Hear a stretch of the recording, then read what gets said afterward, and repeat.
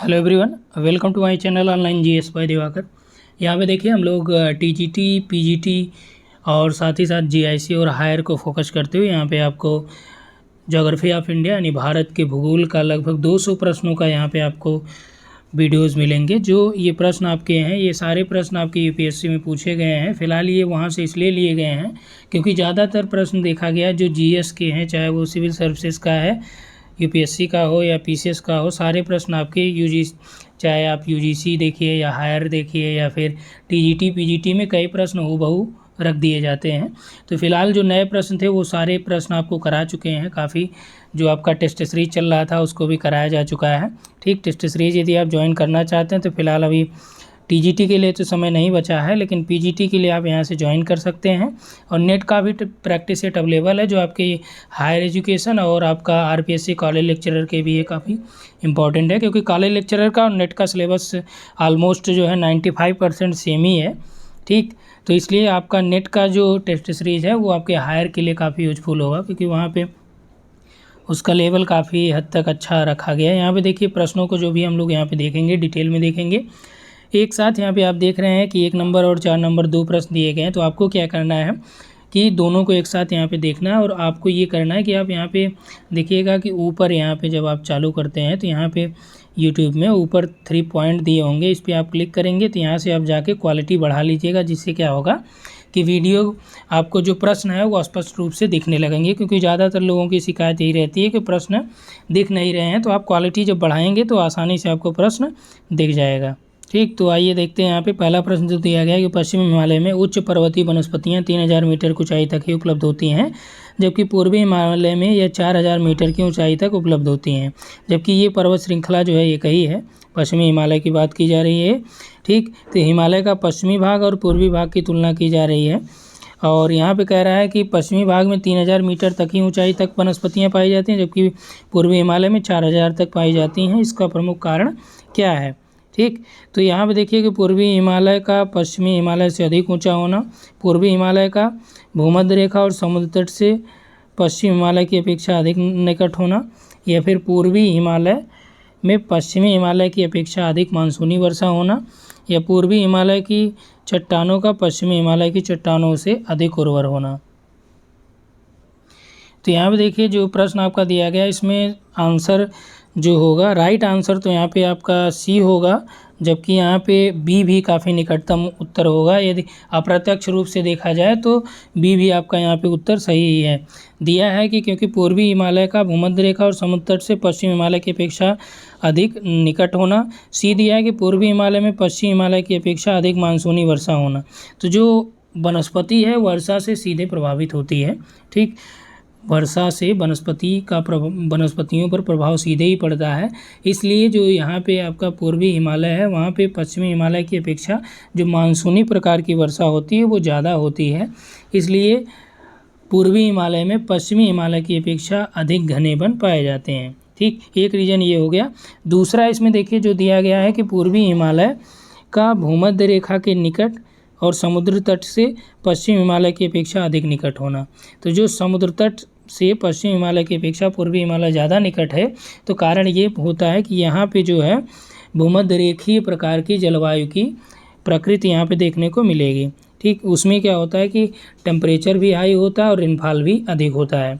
ठीक, तो जब टेम्परेचर हाई होगा, रेनफॉल भी अधिक होगा, तो वहाँ पे किस प्रकार की वनस्पतियाँ होंगी? उष्णकटिबंधीय जो वनस्पतियाँ, विषुवत-रेखीय वनस्पतियाँ पाई जाएंगी, और वो क्या होता है कि अधिकतर ऊंचाई तक भी पाई जाती हैं। लेकिन यहाँ पे जो ज़्यादा राइट आपका हो जाएगा, देखिए जब आपके विकल्प लगभग सेम होते हैं, ठीक, तो उसमें आपको ये देखना पड़ता है कि ज़्यादा सही कौन सा है। क्योंकि पूरे संपूर्ण भारत में मानसूनी वर्षा प्राप्त होती है, वर्षा वनस्पति को सीधे प्रभावित करती है। इसी कारण से जो है पूर्वी हिमालय में पश्चिमी हिमालय की अपेक्षा अधिक घने वन भी पाए जाते हैं, और ऊंचाई की अपेक्षा ऊंचाई में दोनों में इसीलिए भिन्नता देखने को मिलती है। तो यहाँ पे आपका जो ज़्यादा राइट आंसर हो जाएगा वो हो जाएगा सी। ठीक, फिलहाल यदि मान लीजिए सी विकल्प आपको न दिया रहे और बी दिया रहे तो आपका बी यहाँ पे सही हो जाएगा। ठीक, क्योंकि भूमध्य रेखा के निकट है पूर्वी हिमालय के, और समुद्र के भी काफ़ी ये नज़दीक है पश्चिमी हिमालय की अपेक्षा। ठीक, आगे देखिए 4 नंबर, वाणिज्यिक की दृष्टि से लाभप्रद वृक्षों को एक पादप कृषि की अनुपम प्रकृति छटा को नष्ट कर रही है। इमारती लकड़ी का विचार शून्य दोहन, ताड़ रोपण के लिए विशाल भूखंडों का निर्वनीकरण, मैंग्रोव का विनाश, आदिवासियों द्वारा लकड़ी की अवैध कटाई और अनाधिकार आखेट समस्या को अधिक जटिल बनाते हैं। अलवणजल कोटरिकाएँ त्वरित गति से सूख रही हैं क्योंकि निर्वनीकरण और मैंग्रोव का विनाश हो रहा है। यह जो उदाहरण दिया गया है ये किसको प्रदर्शित कर रहा है? ठीक, ये कथन सुंदरबन को, केरल को, उड़ीसा को, अंडमान निकोबार द्वीप समूह को। तो ये आपका पश्चिम बंगाल में सुंदरबन की चर्चा इसमें की गई है। सुंदरबन वनों का चीते के लिए प्रसिद्ध होते हैं, गंगा डेल्टा के डेल्टाई क्षेत्रों में उपस्थित हैं और सुंदरबन जो है ये विश्व का सबसे बड़ा डेल्टा भी है। ठीक, तो यहाँ पर राइट आंसर ये हो जाएगा। ठीक, 1 नंबर का प्रश्न कई लोगों ने पूछा भी था, तो आई थिंक उसमें विकल्प आपका शायद सी नहीं था, बी का ही था, तो राइट आंसर आपको बी बताया गया था। लेकिन यदि सी का विकल्प दिया रहे यहाँ पे ये वाला मानसूनी वर्षा का, तो ये आपका ज़्यादा सही यहाँ पे उत्तर हो जाएगा। ठीक, अगला यहाँ पे देखिए 5 नंबर, भारत में उपलब्ध पुराचुंबकीय परिणामों के संकेत मिलते हैं कि भूतकाल में भारतीय स्थलपिंड किधर खिसका था। ठीक, तो पैलियोमैग्नेटिक परिणाम की बात की जा रही है यहाँ पे कि भारतीय भूखंड जो है उस समय किधर खिसके थे, तो भारतीय भूखंड उत्तर की ओर गति का संकेत इसमें मिलता है। ठीक, भारतीय भूखंड के उत्तर की ओर गति के कारण ही हिमालय का निर्माण संभव हुआ। इसके उत्तर की गति जो है वो लगभग 5.5 सेंटीमीटर 5.5 सेंटीमीटर प्रति वर्ष है भारतीय प्लेट की। ठीक, किधर? उत्तर की ओर। दूसरा प्रश्न देखिए यहाँ पे दिया गया है, नीचे दिए गए मानचित्र को ध्यान से देखिए। भारतीय तटीय क्षेत्र के किस भाग को ये दर्शाते हैं? ठीक, समुद्र तटीय या लवण गहनता या वे क्षेत्र जिन पर प्रभुत्ता का विस्तार या अंतर्जलीय उच्चावच रेखा। ठीक, तो दिए गए मानचित्र से ये समझ में आ रहा है कि यह क्या दिखाया गया है, एक प्रकार का आपका तटीय क्षेत्र जो दक्षिण भारत के तट हैं उसको दिखाया गया है।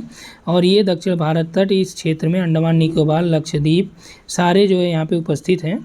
ठीक, ये जो आपका दिया गया है ये इन सारी चीज़ों की बात की जा रही है, तो इसमें आपका अंडमान निकोबार भी है, लक्षद्वीप भी है, ये सारी चीज़ों के बारे में यहाँ पे दिखाया गया है। जबकि लक्षद्वीप का निर्माण प्रवाल भित्तियों से हुआ है और पश्चिमी तट के आंतरिक ज्वारीय क्षेत्र में प्रवाल उपस्थित है। तो यहाँ पे देखिए जो आपका दिया है कि तटीय क्षेत्र के किस भाग को ये दर्शा रहे हैं, तो ये आपका एक प्रकार के उच्चावची रेखा को यानी अंतर्जलीय उच्चावच को प्रदर्शित कर रहा है। ठीक, 6 नंबर देखिए, 1, 2, 3, 4 अंकित स्थानों में एक ज्वारीय पत्तन को दर्शाता है। 1, 2, 3 और 4 इसमें से कौन सा जो है ज्वारीय पत्तन को दर्शाता है? ये आसान प्रश्न है। ठीक, तो ज्वारीय पत्तन आप जानते हैं कि इसमें आपका जो दिया गया है 1 है, 2 है, 3 है, 4 है। ठीक, तो कांडला को क्या बोलते हैं? ज्वारीय बंदरगाह बोला जाता है। तो इस आधार पे आपका डी राइट हो जाएगा। ठीक, 1 नंबर पे क्या हो जाएगा यहाँ पे आपका कौन सा बंदरगाह? कोलकाता है। 2 नंबर पे कौन सा? 2 नंबर पे उड़ीसा का पारादीप हो जाता है। 3 नंबर पे आपका कोचीन है केरल का और 4 नंबर पे आपका कंडला है जो आपका गुजरात में है। एक प्रकार का ज्वारीय बंदरगाह है। ठीक, अगला प्रश्न यहाँ पे देखिए 3 नंबर में दिया गया मानचित्र में 4 स्थानों में से 3 स्थानों में थर्मल पावर स्टेशन स्थापित हैं। जिस स्थान पर कोई थर्मल पावर स्टेशन नहीं है वह कौन सा प्लेस है? ठीक, तो यहाँ पे देखिए दिया गया है 1, 2, 3 और 4। फिलहाल अभी इस तरह के प्रश्न नहीं पूछे जाते लेकिन मैपिंग के दृष्टिकोण से आपके लिए महत्वपूर्ण हो जाता है। ठीक, तो यहाँ से देखिए आपको क्या करना है कि कहाँ कहाँ पे है, तो इसको भी आप यहाँ पे देख पाएंगे। तो 1 नंबर देखिए यहाँ पे क्या दिखा रहा है, गुजरात का ये क्षेत्र दिखा रहा है, तो एक आपका उकाई हो जाएगा, उकाई जो गुजरात का है। और यहाँ पे आपका 2 नंबर ये आंध्र प्रदेश को दिखा रहा है, तो आंध्र प्रदेश में जो आपका है डोंडापंडू है। और यहाँ पे 3 नंबर देखिए कोरबा क्षेत्र का यानी छत्तीसगढ़। और 4 नंबर जो अपने यहाँ यूपी में है, ठीक, ओबरा जो उत्तर प्रदेश का है। तो यहाँ देखिए उकाई, डेंडापेट्टू और कोरबा ये थर्मल पावर स्टेशन हैं। जबकि जो आपका 4 नंबर पे ओबरा दिया है, ठीक, ओबरा ये आपका हाइड्रो पावर स्टेशन है जबकि ये थर्मल पावर नहीं है। ठीक, तो यहाँ देखिए 3 स्थानों, ये थर्मल पावर स्टेशनों के नाम है 1 2 3 4। इसमें अलग अलग आपको देखना था कि कहाँ पे कौन सा है। तो इसमें देखिए कौन सा राइट आंसर हो जाएगा, जहाँ पे कोई थर्मल नहीं है तो 4 नंबर पे यानी डी यहाँ पे आपका सही हो जाएगा।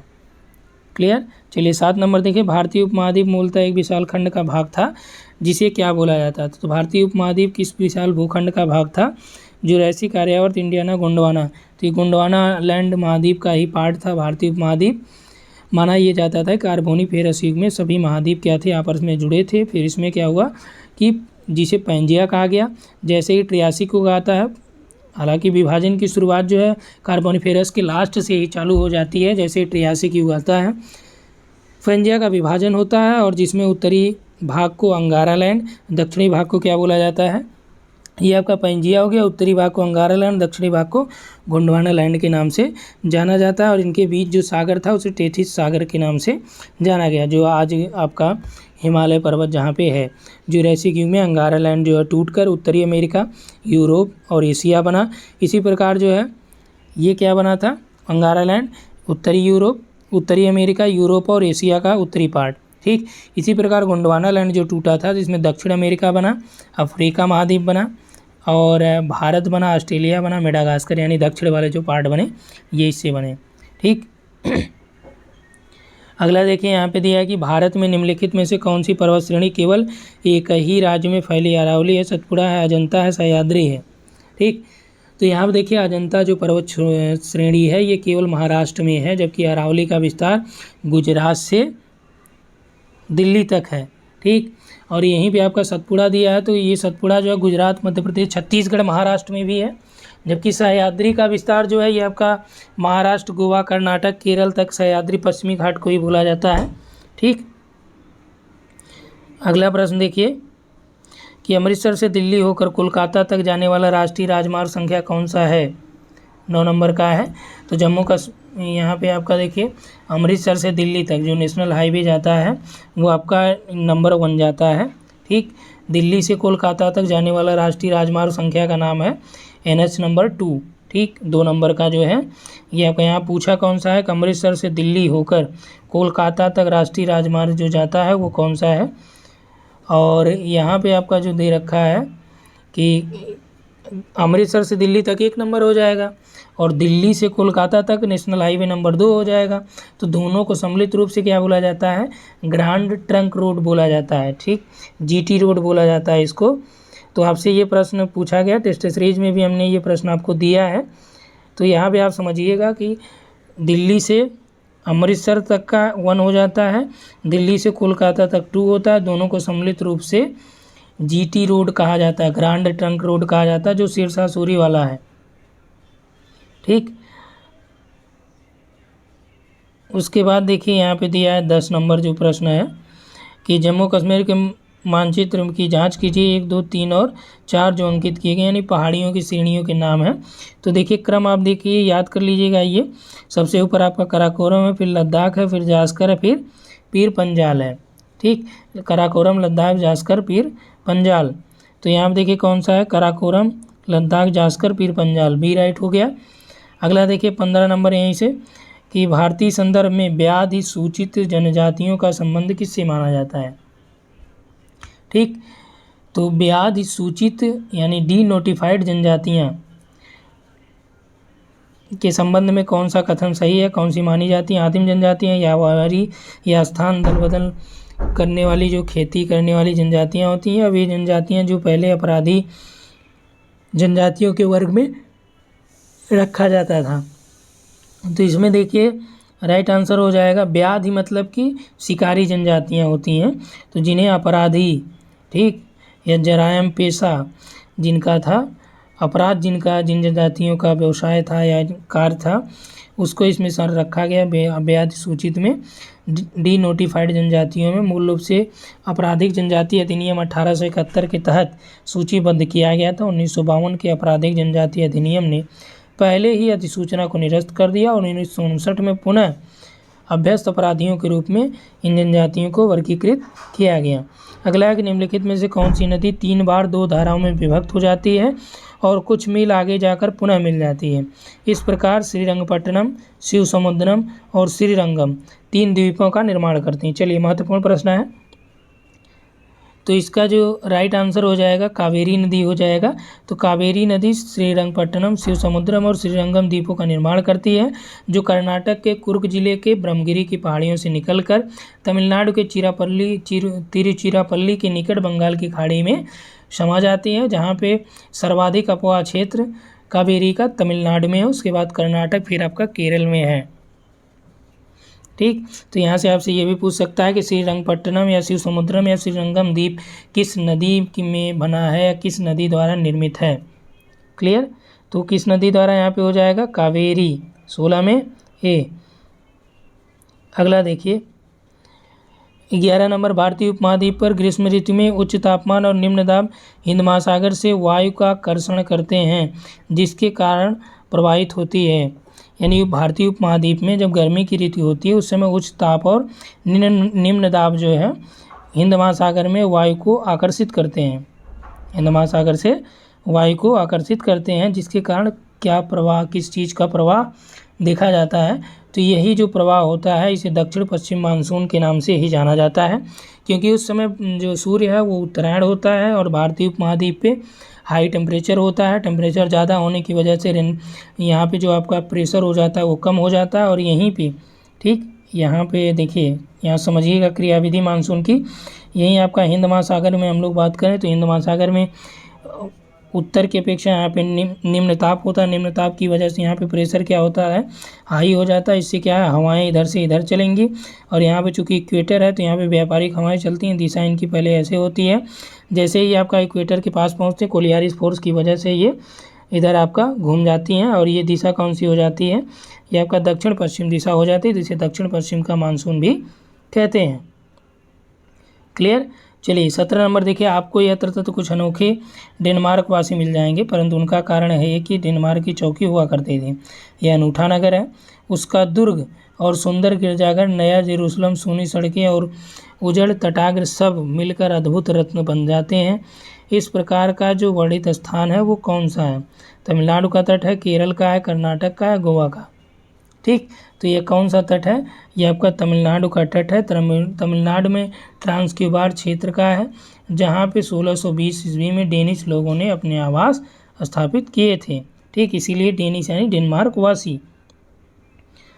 18 नंबर देखिए कि निम्न नदियों को ध्यान देखिए, किशन गंगा, गंगा, वेनगंगा, पेनगंगा दिया है कि उत्तर से दक्षिण दिशा के आधार पर क्रम स्थापना करने पर सही स्थिति कौन सी देखने को मिलेगी। ठीक, तो निम्नलिखित जो भी नदियाँ दी गई हैं, तो मध्य जम्मू कश्मीर में किशन गंगा को नीलम नदी के नाम से जाना जाता है। ठीक, तो यहाँ पे आपका उत्तर से दक्षिण दिशा में बोल रहा है, तो यानी कि आप सबसे ऊपर कौन सा हो जाएगा, आपका जम्मू कश्मीर हो जाएगा। फिर गंगा है, गंगा आप जानते हैं गंगोत्री से निकलकर उत्तर के विशाल मैदान से होते हुए पश्चिम बंगाल में गिरती है, सुंदरबन डेल्टा बनाती है। उसके बाद आपका जो है गंगा हो गया। पेन गंगा की बात करें तो पेन गंगा जो है महाराष्ट्र में इसका क्षेत्र है, और वेन गंगा की बात करें तो मध्य प्रदेश राज्य की सतपुड़ा पहाड़ियों से ये आपका दक्षिण ढालों से निकलती है। ठीक, तो यहाँ पे जो आपका राइट आंसर हो जाएगा, यह क्षेत्र जो है सियोनी जिले के मुंडारा गांव से 12 किलोमीटर दूर पे है। तो ये उत्तर से दक्षिण का जो क्रम हो जाएगा, सबसे उत्तर में किशन गंगा यानी 1 नंबर हो जाएगा, फिर गंगा हो जाएगा, फिर पेन गंगा है, फिर बेन गंगा है। तो यहाँ पे जो सही उत्तर हो जाएगा कौन सा हो जाएगा, 1, 2, 3 और 4। तो यहाँ पे देखिए पेन गंगा, बेन गंगा। बेन गंगा कहाँ पे है, ये आपका एमपी में है, सतपुड़ा श्रेणी से निकलकर दक्षिणी ढालों से होती हुई बहती है। और जो पेन गंगा है ये आपका महाराष्ट्र में है, तो एमपी के बाद महाराष्ट्र आता है। ठीक, इसलिए ये आपका उत्तर से दक्षिण क्रम किशन गंगा, गंगा, फिर पेन गंगा, बेन गंगा, फिर पेन गंगा, यानी 1, 2, 3 और 4। तो राइट आंसर जो आपका मिल रहा है यहाँ पे ए हो जाएगा। अगला देखिए यहाँ पे 12 नंबर जो दिया गया है। चलिए अगला प्रश्न देखते हैं। यहाँ पे 12 नंबर देखिए, सूची 1 और सूची 2 को मिलान करना। अयस्क दिया गया है और वे राज्य जिनमें उनका खनन होता है। कौन से अयस्क का कहाँ पे खनन होता है? देखिए टीजीटी के लिए आपका बहुत महत्वपूर्ण होता है। देखिए मैग्नीज का कहाँ पे होता है? तो मैग्नीज का आपका मध्य प्रदेश में जो बालाघाट है वहाँ पे आपका इनका खनन होता है। निकिल की हम लोग बात करें तो निकिल आपका यहाँ पे उड़ीसा में है। उसके बाद सीसा और जस्ता में एक अधिकार पाया जाता है राजस्थान का। जावार की खाने जो है आपका तांबे के लिए भी हैं, वहाँ पे सीसा और जस्ता का भी निक्षेप देखने को मिलता है। एस्बेस्टस की बात करें तो ये आपका आंध्र प्रदेश है। ठीक, यानी कि 1, 2, 3 और 4 सब सुमेलित हैं, तो इस आधार पे सी ऑप्शन हो जाएगा राइट। अगला देखिए 19 नंबर दे रखा है यहाँ पे। ठीक, सूची 1 और 2 को आपको यहाँ पे मैच कराना है। दिया है कि जलवायु परिस्थितियाँ और कारण, ये 19 नंबर है, याद रखिएगा। कलकत्ते की अपेक्षा मद्रास की जलवायु जो है अधिक गर्म है। तो कलकत्ते की अपेक्षा मद्रास की जो जलवायु है अधिक गर्म है। इसका मुख्य कारण है कि मद्रास जो निम्न अक्षांश पे यानी विषुवत रेखा के निकट है। ठीक, कारण देखिए यहाँ पे दिया है, तो इस आधार पे कौन सा कारण हो जाएगा यहाँ पे आपका? अक्षांश का। क्लियर? चलिए अगला देखते हैं, हिमालय में हिमपात किस वजह से होता है? तो हिमालय में जो हिमपात है ये तुंगता के कारण होता है। तुंगता के कारण क्योंकि ऊंचाई बढ़ने पर तापमान कम होता जाता है और इसकी वजह से वहाँ पे हिमपात प्रायः पड़ते हैं। तो यहाँ पे देखिए जो दिया गया है यानी बी का 2 हो जाएगा। पश्चिम बंगाल से पंजाब की ओर आते आते वर्षा कम हो जाती है। तो पश्चिम बंगाल से जैसे ही पंजाब की ओर बढ़ते हैं वर्षा की मात्रा क्रमशः कम होती है। इसका प्रमुख कारण है कि समुद्र से दूरी का बढ़ते जाना, क्योंकि जो पश्चिम बंगाल में चूँकि वो समुद्र से नज़दीक है तो जो आर्द्रता धारण की हुई हवाएं हैं वो पहले वर्षा जो करेंगी पश्चिम बंगाल में करेंगी। जैसे जैसे आपका पंजाब की तरफ बढ़ेंगी उत्तर के विशाल मैदान से होते हुए इनमें वर्षा की मात्रा आर्द्रता की मात्रा घटती जाएगी और इसकी वजह से ये पंजाब में कम वर्षा कर पाएंगी। ठीक, तो कारण क्या हो जाएगा इसका आपका? इसका कारण हो जाएगा समुद्र से दूरी। अगला देखिए, सतलज गंगा मैदान में शीतकाल में कुछ वर्षा होती है। तो सतलज गंगा का जो मैदान है, सतलज और गंगा दोनों मिला के बात की जा रही है कि ये किस कारण से होती है? तो पश्चिमी विक्षोभों की वजह से होती है। ठीक, जो पंजाब और इसमें आपका शीतकाल में वर्षा होती है तो पश्चिमी दाब यहाँ पे दिया है, तो इस आधार पर सी आपका राइट हो जाएगा। अगला यहाँ पे देखिए कि कौन सा सही सुमेलित है। दिया है इडुक्की, ये आपका 14 नंबर है। इडुक्की जो परियोजना है तो ये आपका इडुक्की कहाँ पे है? केरल में पेरियार नदी पे बनाई गई है। तो ताप विद्युत केंद्र नहीं है बल्कि ये आपका जल विद्युत परियोजना है जो केरल राज्य में है। तो ये आपका सुमेलित नहीं हुआ। ठीक, सुबनसिरी या सबरीगिरी। ठीक, सबरीगिरी जो सुबनसिरी नहीं है, ये सुबनसिरी जो आपका ये अरुणाचल प्रदेश में है, याद रखिएगा। सुबनसिरी ये आपका अरुणाचल प्रदेश में है। सुबनसिरी ये आपका ब्रह्मपुत्र की सहायक नदी है जहाँ पे जल विद्युत परियोजना है। तो यहाँ पे सबरीगिरी दिया है, जो सबरीगिरी है ये आपका केरल राज्य में है। ठीक, ये एक प्रकार की आपकी जल की विद्युत परियोजना है। घाट प्रभा, तो घाट प्रभा ये आपका सिंचाई परियोजना है जो कि कर्नाटक में है। और रामगंगा जो है, रामगंगा आपका बहुउद्देशीय परियोजना है जो उत्तराखंड में है। तो यहाँ पे यदि हम लोग देखें तो इस आधार पे आपका जो राइट आंसर हो जाएगा कि सही सुमेलित है।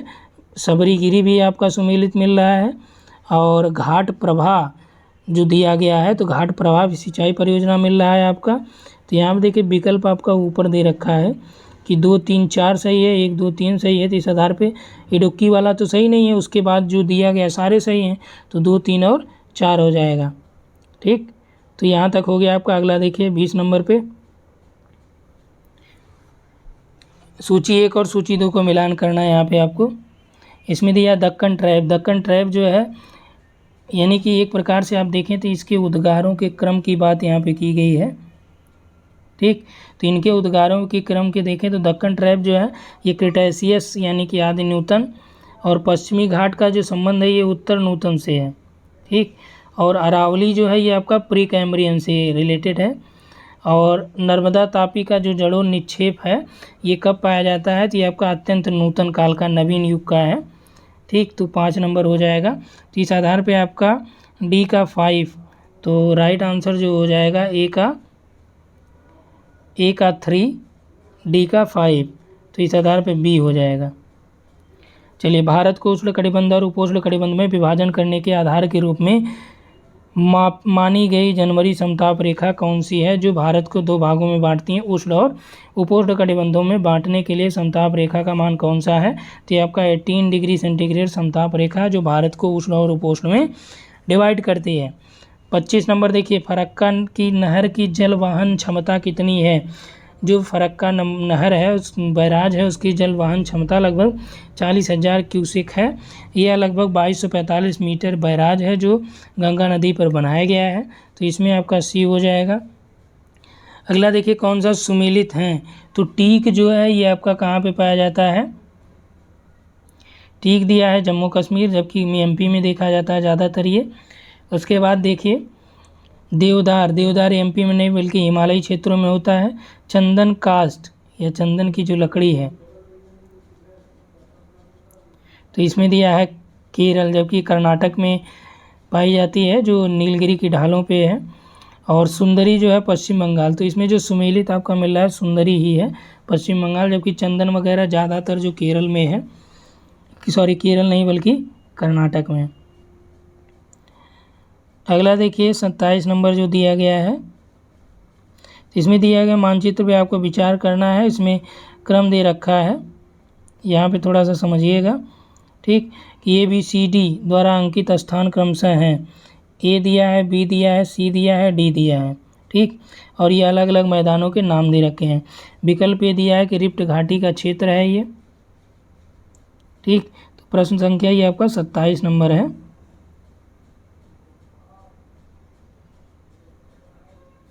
तो यहाँ पे दिया है A, B, C और D दिया है। रिफ्ट घाटी क्षेत्र छत्तीसगढ़ मैदान, नागपुर पठार, छोटा नागपुर और वर्षा छाया क्षेत्र। ठीक, उसके बाद दिया है छत्तीसगढ़ मैदान, रिफ्ट घाटी क्षेत्र छत्तीसगढ़ मैदान, छोटा नागपुर पठार।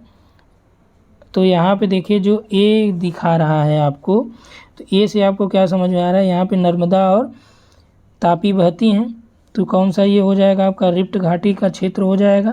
ठीक, बी में देखिए, बी में जो यहाँ पे आपका है ये महानदी का क्षेत्र देखा जाता है, तो एक प्रकार से ये उड़ीसा और छत्तीसगढ़ का मैदान हो जाएगा। तो चूँकि यहाँ पे उड़ीसा दिया नहीं, छत्तीसगढ़ है, तो छत्तीसगढ़ हो जाएगा। रिफ्ट घाटी के बाद छत्तीसगढ़ हो गया। और उसके बाद सी देखिए, यहाँ पे आपका क्या दिखा रहा है, छोटा नागपुर पठार झारखंड का।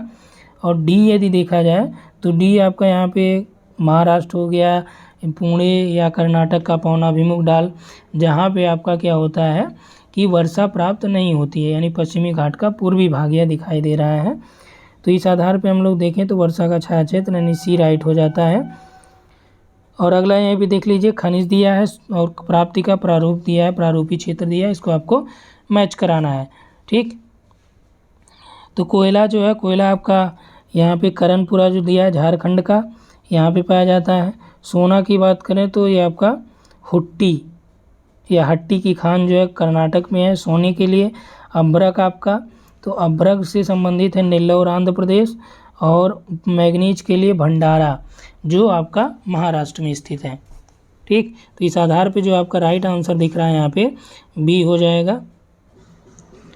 अगला देखिए, यहाँ पे दिया है 28 नंबर, अद्यतन जनगणना के आंकड़ों के अनुसार भारत में लिंगानुपात, तो ये आपका कम हो रहा है, अस्थाई है। 28 नंबर देखिए, कम हो रहा है, अस्थाई है, तो इसमें जो आपका राइट हो जाएगा घटता बढ़ता रहा है। अंडमान निकोबार द्वीपों की आदिवासी जनसंख्या है, तो अंडमान निकोबार की आदिवासी जनसंख्या है निग्रोशम जाति की है ये। ठीक, अलमाटी बाद 23 में देखिए, थोड़ा सा स्पीड हम लोग देखेंगे। 23 में जो अलमाटी बाद कहाँ पे है, कृष्णा पे है। ठीक, और उसके बाद देखिए 24 नंबर पे, 24 पे आपका दिया है ABCD अंकित क्षेत्रों मुख्यतः कौन सी भाषाएं बोली जाती हैं। ये मैप जो दिखा है आपका यूपी का दिखाया गया है। तो 24 नंबर हम लोग देख रहे हैं यूपी का यहाँ पे मैप दिखाया गया है। तो ए क्षेत्र जो है ये आपका मथुरा का बता रहा है, ठीक। बी आपका अवध वाला हो गया, अवधी। सी आपका इधर आ जाते हैं तो ये आपका बिहार के बॉर्डर साइड पे है, बॉर्डर से थोड़ा सा नज़दीक, यानी भोजपुरी हो गया। और डी में आते हैं तो मैथिली यहाँ पे हो जाती है, यानी कि बिहार के यानी पूर्वी बिहार का अंकन ये दिखा रहा है, ठीक। तो ब्रज यानी सी हो जाएगा राइट। 1 2 3 4 यहाँ पे दिखाया गया है और इसमें आपको क्रम से बताना है कि नदियों का कौन सा क्रम है। तो 1 नंबर पे कौन सा है, यहाँ पे आपका गंडक है, ठीक। 2 नंबर जो दिखा रहा है यहाँ पे आपका 2 नंबर मुख्य नदी है यानी गंगा हो गई। 3 नंबर पे कौन सी है, गोमती है। और 4 नंबर पे आपका घाघरा है, ठीक। तो 30 का आपका सी हो जाएगा। अगला आइए देखते हैं 31 नंबर है, पूर्व की ओर बहने वाली भारत की निम्नलिखित नदियों में से किसमें निम्न वलन के कारण विभ्रंश घाटी है। तो किसमें निम्न वलन के कारण विभ्रंश घाटी है, तो ये आपका दामोदर में। अगला देखिए 36 नंबर स्थान दिया, उद्योग दिया जामनगर। तो जामनगर आपका किससे रिलेटेड है, यहाँ पे देखिए 36 नंबर जामनगर किससे रिलेटेड है। यहाँ पे आपका वैसे तो जामनगर जो है पेट्रोलियम शोधन के लिए यहाँ पे कई रिफाइनरीज हैं, ठीक। फिर भी यहाँ पे जो दिया गया है, पहले हम लोग और मिला लेते हैं फिर देखते हैं।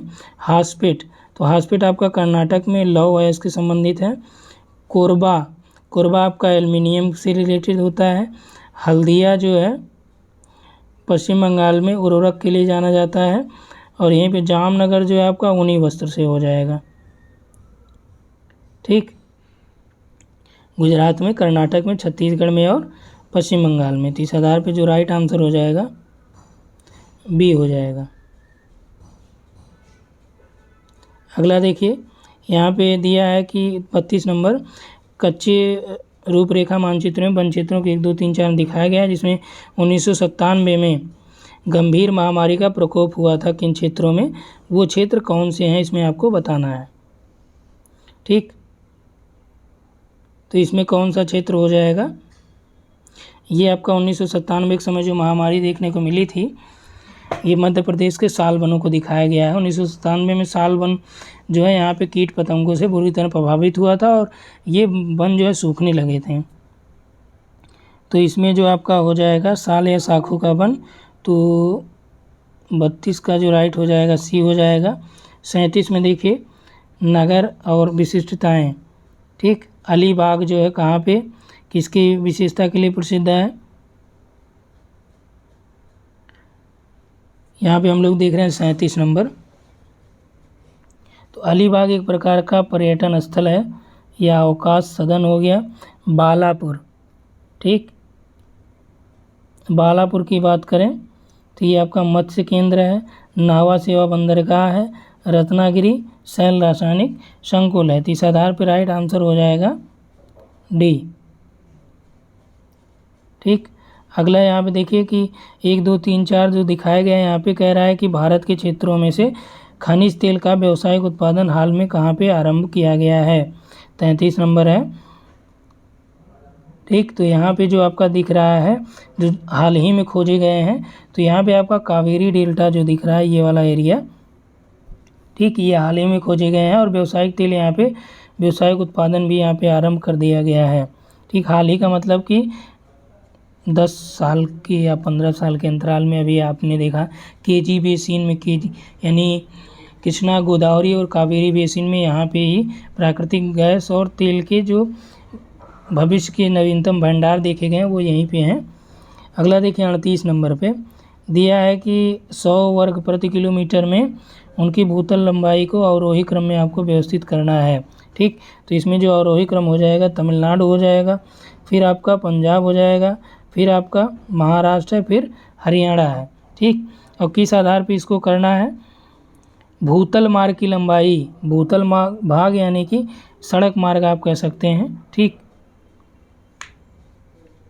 और यदि क्षेत्रफल की बात करें तो क्षेत्रफल में जो अवरोही है तो अवरोही का मतलब घटता हुआ, तो सबसे बड़ा इसमें आपका महाराष्ट्र हो जाएगा। ठीक, तो ये 2 नंबर पे हो जाएगा।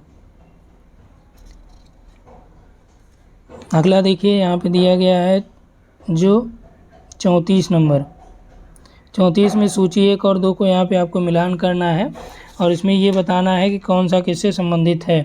तो खनिज में जो आपका ग्रेफाइट है, ग्रेफाइट कहाँ से, बेल्लारी से। सीसा आपका जावर की खानों से।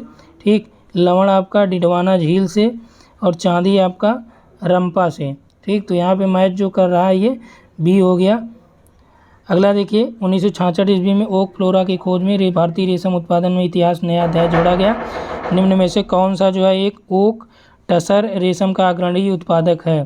ठीक, तो इसमें ओक टसर सिल्क का जो उत्पादन असम करता है, इसका प्रयोग सेरीकल्चर में किया जाता है। ओक फ्लोरा का आविष्कार जो है असम में 1966 में किया गया है। तो इसमें 35 का आपका ए राइट हो जाएगा। अगला है गुजरात के कच्चे रूपरेखा में इसमें 1 2 3 4 जो दिखाए गए हैं ये क्या प्रदर्शित करते हैं, कहाँ पे दिखाया गया है, ये आपका गुजरात का क्षेत्र यहाँ पे आपको प्रदर्शित किया गया है। 39 नंबर का जो प्रश्न है। ठीक, तो यहाँ पे जो आपका हो जाएगा, देखिए गुजरात में जो रेलवे स्टेशन की यहाँ पे बात की गई है, जो ये आपका फिगर दिखा रहा है, क्या दिखा रहा है, ये प्रदर्शन जो चिन्ह ऋण चिन्ह आप लोगों ने देखा होगा, तो ये ऋण चिन्ह किसको प्रदर्शित कर रहा है, ये आपका रेलवे स्टेशन को दिखा रहा है। तो इसमें जो आपका 1 नंबर पे दिखाया गया ये आपका मेहसाणा का है। ठीक, 2 नंबर पे आपका सुरेंद्र नगर है, 3 नंबर जो है आपका राजकोट है और 4 नंबर आपका ये जूनागढ़ दिखाया गया है। तो इस आधार पे जो आपका यहाँ पे मैच कर रहा है, ठीक, मेहसाणा, सुरेंद्र, राजकोट और जूनागढ़, यानी बी राइट हो जाएगा। ठीक, तो टोटल यहाँ पे हम लोगों ने 39 देखा है अभी। चलिए यहाँ पे 45 प्रश्न हम लोग देखते हैं और 45 के बाद जो है अगला आपको नेक्स्ट वीडियो में मिल जाएगा या नेक्स्ट पार्ट में मिल जाएगा। ठीक, यहाँ पे देखिए क्योंकि वीडियो काफ़ी लंबा हो जाएगा तो आप लोगों का देखने का भी यहाँ पे समय जो है। अगला देखिए मणिपुर में कुछ लोग लटकी हुई घात से जो बंधे अवतीर्ण या सड़ती वनस्पति के तैरते हुए द्वीपों पर बने हुए मकान होते हैं, इन द्वीपों को वहाँ पे मणिपुर में क्या बोला जाता है। तो मणिपुर में जो ये द्वीप होते हैं इसको बोला जाता है फोमडिस या फोमाडिस। ठीक, अगला यहाँ पे देखिए कि 1 2 3 4 में जो सिंचाई उपलब्ध है भूतल जल संसाधन की दृष्टि से आरोही क्रम में आपको अवरोही में व्यवस्थित करना है कि भूतल जल सर्वाधिक जो है कहाँ पे आपको यहाँ पे देखने को मिल रहे हैं। तो इस आधार पे आपका हो जाएगा सर्वाधिक जो है इधर आपका यहाँ पे 4 नंबर यूपी वाला क्षेत्र हो गया। ठीक, उसके बाद आते हैं ये आपका महाराष्ट्र हो गया, फिर आपका जो है पश्चिम बंगाल है, फिर जो है असम है। ठीक, तो ये अवरोही क्रम है जो भूजल की दृष्टि से बात की गई है। तो यहाँ पे आपका जो हो जाएगा डी ऑप्शन राइट हो जाएगा। अगला दिए गए 1 2 3 4 जो दर्शाए गए इसमें कुल जनसंख्या में अनुसूचित जनजाति के प्रतिशत का अवरोही क्रम में सही अनुक्रम क्या होगा। ठीक, अनुसूचित जनजाति के प्रतिशत का जो अवरोही क्रम में बात करें तो इसमें यदि हम लोग जनगणना 2001 की बात करें उसी के अकॉर्डिंग यहाँ पे पूछा गया प्रश्न है ये। ठीक, तो उससे जो आपका राइट हो जाएगा यहाँ पे हो जाएगा सर्वाधिक जो है यहाँ पे आपका 3 में हो जाएगा, यानी कि परसेंटेज में बात करें तो मिजोरम जो है लगभग 94% है, अरुणाचल 63 है। ठीक, तो यहाँ पे हो जाएगा 3 2,